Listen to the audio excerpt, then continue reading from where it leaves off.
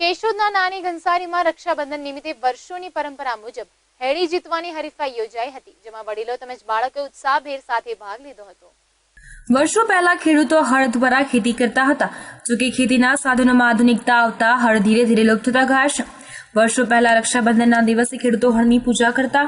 ખેતીનું મુખ્ય હથિયાર હળ ગણાતું હોવાથી ખેડૂતો તેની પૂજા કરતા હતા, તેમજ ગૌર મહારાજ દ્વારા મંત્રોચ્ચારની વિધિ સાથે લાકડાથી બનાવેલ નાના હળની પૂજા કરવામાં આવતી હતી અને પૂજા બાદ એક દોડની હરીફાઈ પણ રાખવામાં આવતી હતી, જેમાં ગામના બધા જ ખેડૂતો દોડની હરીફાઈમાં ભાગ લેતા અને જે દોડમાં વિજેતા બને તેને એ હળ ઇનામ તરીકે આપવામાં આવતું હતું।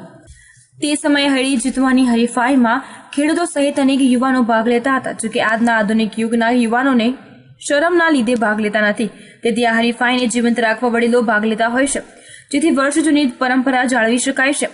હાલમાં તો હોળી તહેવાર તરીકે ઉજવાતી આ પરંપરા લુપ્ત થતી જાય છે, જે ભાગ્યે જ અમુક ગામોમાં જોવા મળે છે। જોકે આવનાર વર્ષમાં આધુનિકતાને કારણે એ પણ લુપ્ત થઈ જશે તો નવાઈ નહીં।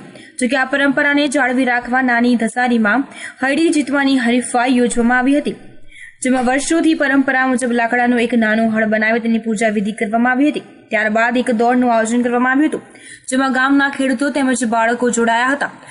બાદમાં આ દોડમાં જીત મેળવનાર ખેડૂતને હળ આપી સન્માનિત કરવામાં આવ્યા હતા। ગોવિંદ હળિયા સાથે લાઈવ ગુજરાત ન્યૂઝ, કેશોદ।